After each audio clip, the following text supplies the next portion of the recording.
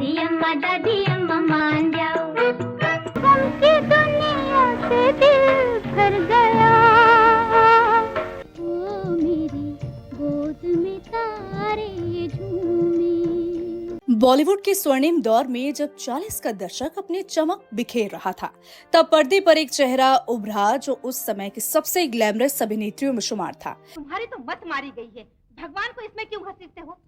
ये सब इसी डाकिन की माया है। उन्हें देखते ही दर्शक ठहर जाते थे। उस दौर में जब लोग रूप और सुंदरता पर फिदा होते थे, तभी एक ऐसी अभिनेत्री आई जिसकी पहचान सिर्फ खूबसूरती तक सीमित नहीं रही।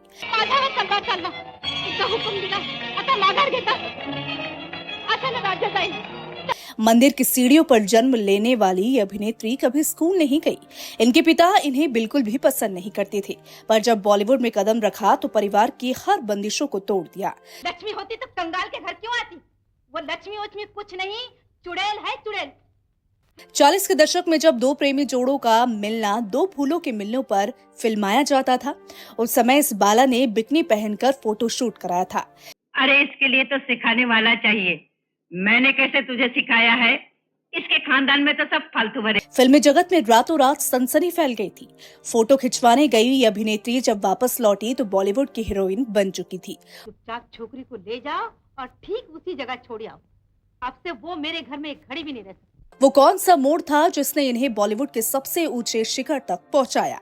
ये हिंदी सिने जगत की ऐसी अभिनेत्री हैं जिन्हें महज उनकी सुंदरता के लिए नहीं, बल्कि दमदार एक्टिंग के लिए याद किया जाता है। पाँव में घुंघरू बांध के नाचने वाली लड़की हमारे घर की बहू नहीं बन सकती। इन्होंने अपने 70 साल के फिल्मी करियर में 700 से ज्यादा फिल्मों में काम किया, जिससे ये गिनीज बुक में नाम दर्ज कराने वाली पहली बॉलीवुड एक्ट्रेस बन गई थी।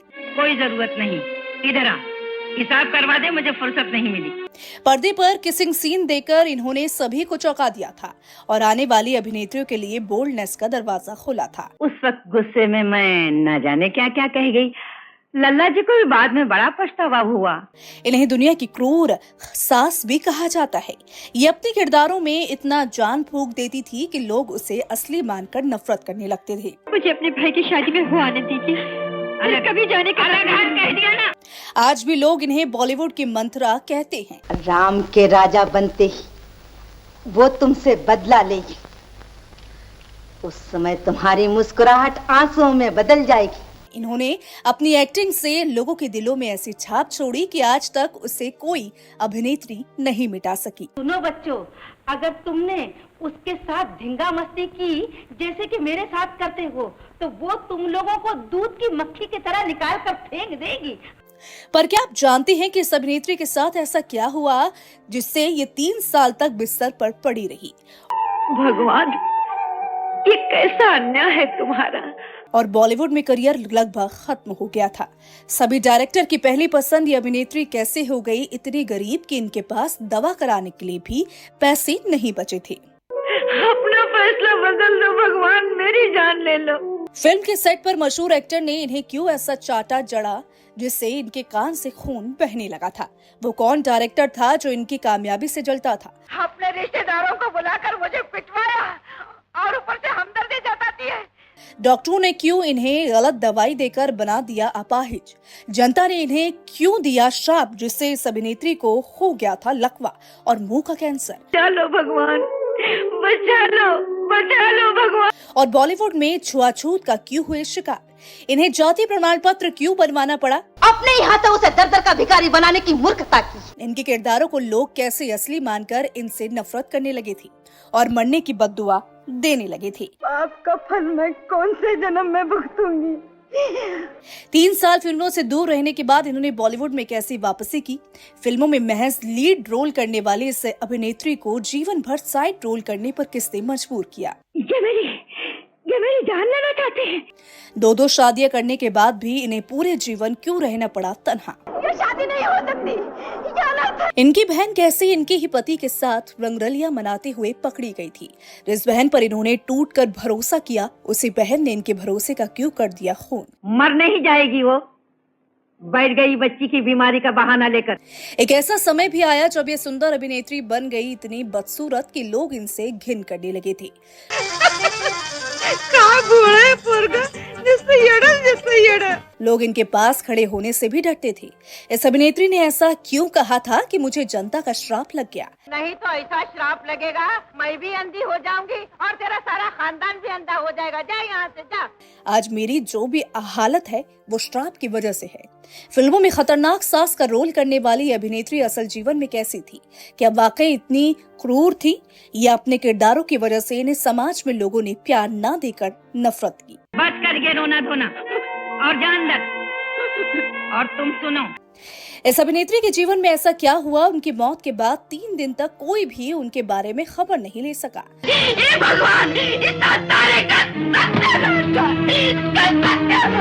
घर में होने के बावजूद उनके पति और बेटे ने उनका ध्यान नहीं रखा। 3 दिन तक लाश कमरे में पड़ी रही। चोरों की तरह भाग कर जा रही हूँ, मकान जमीन सब कुछ तो मेरा यही है। हम बात कर रहे हैं ललिता पवार की, जिन्होंने हिंदी सिनेमा में अपने दमदार और निडर किरदारों से एक अलग ही छाप छोड़ी। मेरी उम्र भी लागे ललन को। सबसे खास था उनका मंत्रा का किरदार, जिसे इन्होंने अपनी जिंदा दिली, सच्चाई और तीव्रता के साथ निभाया।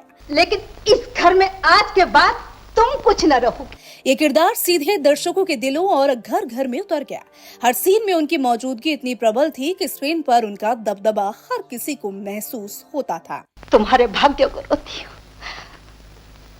भरत के भविष्य को रोती हूँ। जी हाँ, हम बात कर रहे हैं भारतीय पौराणिक नाटक रामायण के दुष्ट चरित्र मंत्रा के बारे में। और तुम्हारे रास्ते में अंगारे बिछाए जा रहे हैं। कौन बिछा रहा है? कौशल्या, जिसने अयोध्या में स्थिति बदल दी थी और भगवान राम को 14 साल के वनवास के लिए भेजा था। महाराज कौशल्या और सुमित्रा से अधिक तुम्हें प्यार करते हैं। ये मंत्रा के रूप में ललिता पवार का सशक्त अभिनय ही था, जिसने लोगों को उनसे इतनी नफरत करने पर मजबूर कर दिया कि उन्हें हमारी यादों से मिटाना मुश्किल है। लेकिन तुम्हारे लिए दुर्भाग्य की बात है, मंत्रा। ललिता पवार ने न केवल रामानंद सागर के रामायण में मंत्रा के किरदार से लोकप्रियता हासिल की थी, बल्कि उन्होंने 700 से ज्यादा हिंदी फिल्में, मराठी और गुजराती फिल्मों में दुष्ट सास का भी रोल निभाकर खूब पॉपुलैरिटी हासिल की थी। इधर आ, देख इसे, बोल, गहने रुपए कहाँ हैं? उन्होंने श्री 420, दहेज, नेताजी पालकर और अनाड़ी जैसे कई सफल धारावाहिकों और फिल्मों में भी काम किया था। इस दिवंगत अदाकारा की प्रोफेशनल लाइफ के बारे में तो हर कोई जानता है, लेकिन उनकी पर्सनल लाइफ कितनी दर्द भरी थी ये बहुत कम लोग ही जानते हैं। आज हम आपको ले चलेंगे ललिता पवार की जिंदगी के ऐसे राजों में जिन्हें सुनकर आपकी आंखें भी भर आएंगी। बड़े अरमान लेकर शहर आई थी बेटी। जानेंगे कि किसने उन्हें थप्पड़ मारा और क्यों। उसे एक थप्पड़ से कैसे वो लीड हीरोइन से साइड कैरेक्टर बन गई। उसी ने मेरे नाम पर धब्बा लगा दिया। नहीं माँ जी। कैसे उनकी छोटी बहन उनके ही पति के साथ रंगरलियां मनाती पकड़ी गई और उसने उनके जीवन में कितने चोट पहुंचाई। लेकिन इन सब दुखों और धोखों के बावजूद ललिता पवार ने कभी हार नहीं मानी। 8 आने का डजन, छुट्टा लेगा तो 2 आने का 3। उनके दमदार अभिनय, निडर किरदार और अडिग जज्बे ने उन्हें हर फिल्म में यादगार बना दिया और लोगों के दिलों में हमेशा के लिए जगह दिलाई। अरे जोर से दबा, उन पर जोर निकाल अपना जा करके। आज हम आपको बताएंगे उनकी जिंदगी के ये सभी राज और दर्द भरी कहानियां जो उनके करियर और व्यक्तित्व की गहराई को उजागर करती है। तूने मेरे बच्चों को घर से बाहर निकलवाया। तो बने रहिए इस वीडियो में, क्योंकि ये सफर आपको ललिता पवार की असली जिंदगी के अनसुने पहलुओं तक ले जाएगा। शिवदास, मैं ठकुराई हूँ, ऐसे बेटे का तो मैं गला घोट।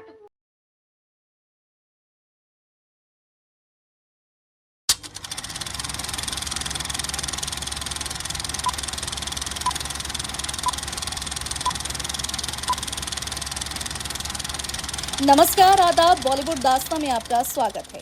तो शुरू करते हैं ललिता पवार के जन्म, पढ़ाई लिखाई और उनके परिवार से।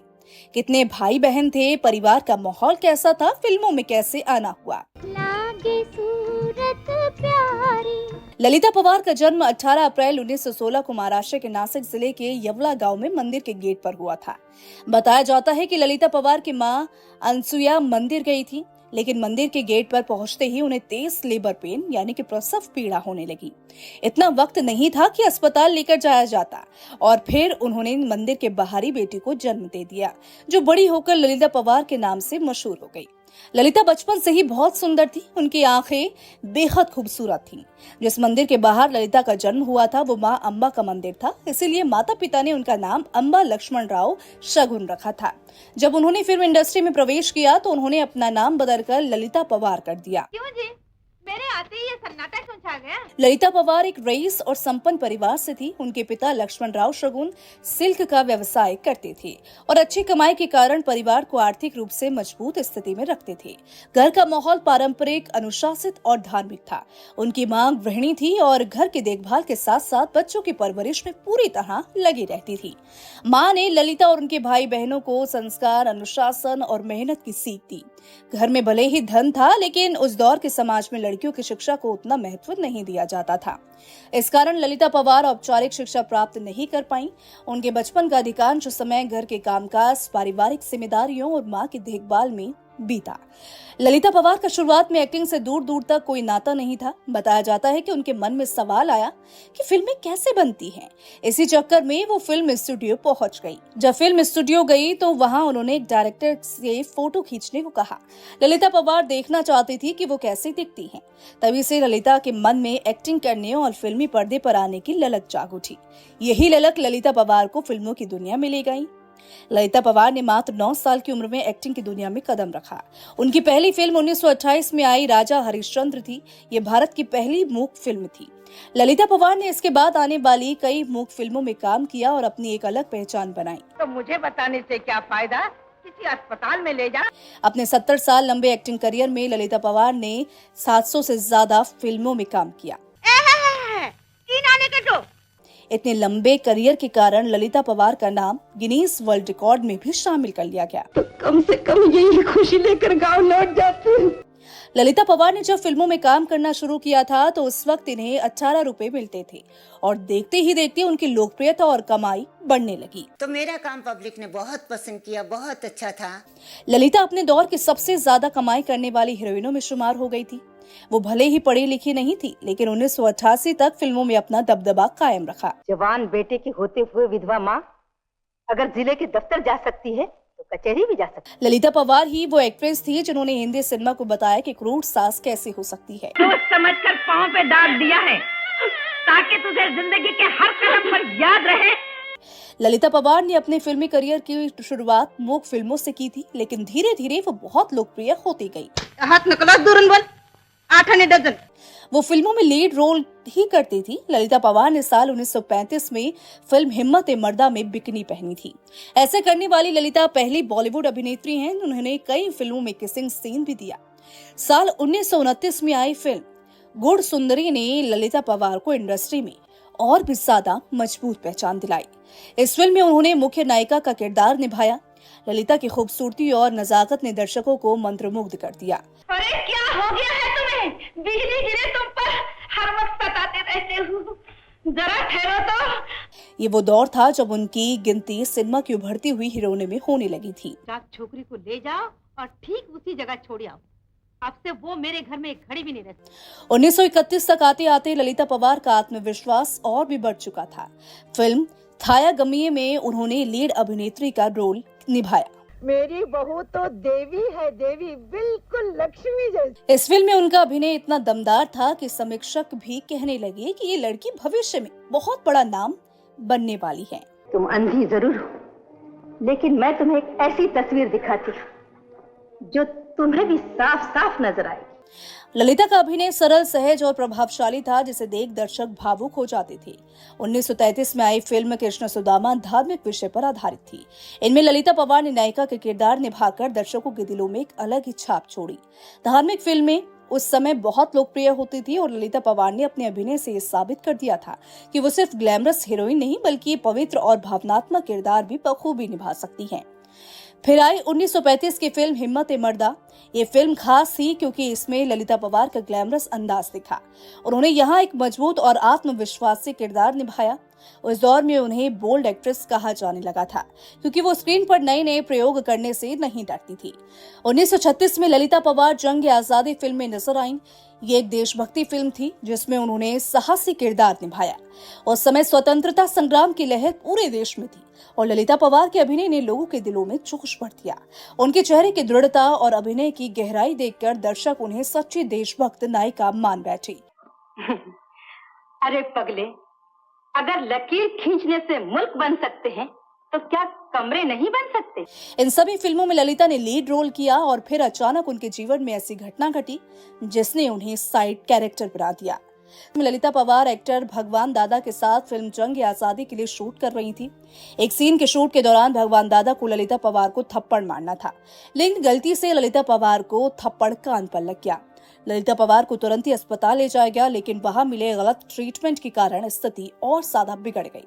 उनके शरीर के एक हिस्से में लकवा मार गया। कई सालों तक ललिता पवार का इलाज चला। वो ठीक तो हो गई, पर उनकी एक आंख खराब हो गई और करियर भी। ललिता उस दौरान बुलंदियों पर थी। वो एक खूबसूरत और कला की धनी एक्ट्रेस थी जिसके पास कई फिल्मों में काम करने का ऑफर था। इस घटना के बाद भगवान दादा ने दूसरे एक्ट्रेस को लेकर फिल्म बना ली। साथ ही ललिता के हाथ से दूसरे प्रोजेक्ट्स भी चले गए। ललिता को कई सालों तक किसी ने काम नहीं दिया। इलाज के कारण ललिता पवार 3 साल तक घर पर खाली बैठी रही, लेकिन जब वापस लौटी तो उन्हें माँ, बहन और सास के रोल ही मिलते। इस तरह ललिता पवार सिर्फ कैरेक्टर रोल्स तक ही सिमटी रह गई। ललिता को ठीक होने में 3 साल का समय लग गया था, लेकिन उन्हें हार नहीं मानी। वो फिल्मों में वापसी करना चाहती थी, लेकिन उन्हें काम नहीं मिल रहा था। एक दिन उनके गुरु उनसे मिलने पहुंचे। बातचीत में ललिता पवार ने अपने दिल की बात उनके सामने रखी। उनके गुरु ने उनकी बात सुनकर कहा, अब तुम्हें नई पहचान बनानी होगी, वो भी नए नाम के साथ। ललिता भी जानती थी कि लेफ्ट आंख खराब होने के बाद उन्हें लीड एक्ट्रेस के तौर पर कोई काम नहीं देगा। ललिता ने अपने गुरु की बात मानी और नए नाम और नई पहचान के साथ इंडस्ट्री में वापसी की। इस दौरान उनका नाम पड़ा ललिता पवार। लेकिन सब मिट्टी में मिल गए। जिसे मैंने जन्म दिया था उसी ने मेरे नाम पर धब्बा लगा दिया। नहीं माँ जी। उनकी दूसरी पारी 1948 में एक मुंदी आंख के साथ फिल्म गृहस्थी से शुरू हुई। इसके बाद उन्हें जालिम सास के रोल मिलने लगे। मैं अच्छी तरह जानती हूँ ये चोरी तूने ही की है, लेकिन उन्होंने इन मौकों को हाथ से जाने नहीं दिया। इस दौरान उन्हें अनाड़ी, मेम दीदी, श्री 420 जैसी हिट फिल्मों में काम मिला। अपने पल्ले कुछ नहीं पड़ा मैडम। 8 आने का डजन, टूटलेगा तो 2 आने का 3। 2 आने के 3। ललिता पवार को 1987 में रामानंद सागर की टीवी पर आई रामायण में निभाए गए मंत्रा के रोल के लिए भी आज याद किया जाता है। उसका बेटा राम राजा बनेगा। इस रोल को ललिता ने अपने हुनर से जीवित कर दिया था। जब मैं कल रात कौशल्या के कक्ष के पास से जा रही थी तो वो दांत पीस पीस कर कह रही थी। क्या कह रही थी? ललिता की आखिरी फिल्म लाश थी। उस समय अभिनेत्रियों को अपने गाने खुद गाने पड़ते थे और इसीलिए ललिता पवार ने बकायदा शास्त्रीय संगीत की शिक्षा भी ली थी। बुलंद आवाज की धनी होने के कारण उन्होंने कई फिल्मों में गाने गाए। 1935 में आई फिल्म हिम्मते में उनका गाया गीत नील आभा में प्यारा गुलाब रहे, मेरे दिल में प्यारा गुलाब रहे काफी लोकप्रिय हुआ था। इसके अलावा उन्होंने कई फिल्मों में अपने गाने खुद गाए। जिंदगी से हार न मानने वाली ललिता पवार के लिए जैसे एक एक्सीडेंट काफी नहीं था, उन्हें मुंह का कैंसर भी हो गया। इसके बाद तो ललिता पवार पर दुखों का पहाड़ ही टूट गया। ललिता की पर्सनल लाइफ की बात करें तो उनके पहले पति गणपत ने उन्हें धोखा दे दिया था। गणपत को ललिता की छोटी बहन से प्यार हो गया था, जिसका पता ललिता को चला तो उन्होंने गणपत को छोड़ दिया। बाद में उन्होंने फिल्म निर्माता राजप्रकाश गुप्ता से शादी की, जिनसे उन्हें एक बेटा हुआ। ललिता पवार उस जमाने की ऐसी करिश्माई अभिनेत्री थी कि जब उनकी फिल्म अमृत में मोची का किरदार सर्वाधिक लोकप्रिय हुआ, तब दर्शक उनसे इतना जुड़ने लगे कि कुछ लोग उनसे छुआछूत करने लगे और यहाँ तक कि उनसे व्यक्तिगत संपर्क स्थापित करने के लिए सामाजिक प्रतिबंधों को भी तोड़ने लगे। ये उन्हें उस समय की सामाजिक भावना, जहां उच्च और निचली जातियों के बीच संपर्क पर पाबंदी थी, उसकी मार्मिक याद दिलाया। इतने बदलाव और प्रतिक्रियाओं के बाद उन्हें मजबूरन जाति प्रमाण पत्र बनवाना पड़ा ताकि उन्हें इस आधिकारिक पहचान के जरिए सुरक्षित और सम्मान से व्यवहार मिल सके। मालकिन, अरे वाले के बच्चे, दूर हो जा, दूर हो जा यहाँ से। तेरा साया भी पड़ गया तो मेरा नहाया धोया सब भ्रष्ट हो। बताया जाता है कि जब ललिता पवार की मौत हुई तो घर पर परिवार का कोई भी सदस्य नहीं था। ललिता पवार पुणे स्थित अपने बंगले में रह रही थी और वहीं आखिरी सांस ली। जब ललिता पवार के बेटे ने फोन किया तो किसी ने भी फोन नहीं उठाया। परिवार के लोगों को जैसे ही खबर मिली कि ललिता पवार फोन नहीं उठा रही तो घर वाले तुरंत भाग गए, लेकिन तब तक बहुत देर हो चुकी थी। ललिता पवार इस दुनिया को अलविदा कह चुकी थी। ललिता ने 24 फरवरी 1998 को 81 साल की उम्र में आखिरी सांस ली। दोस्तों, ललिता पवार की ये जीवन यात्रा आपको कैसी लगी, हमें जरूर बताएं। शुक्रिया।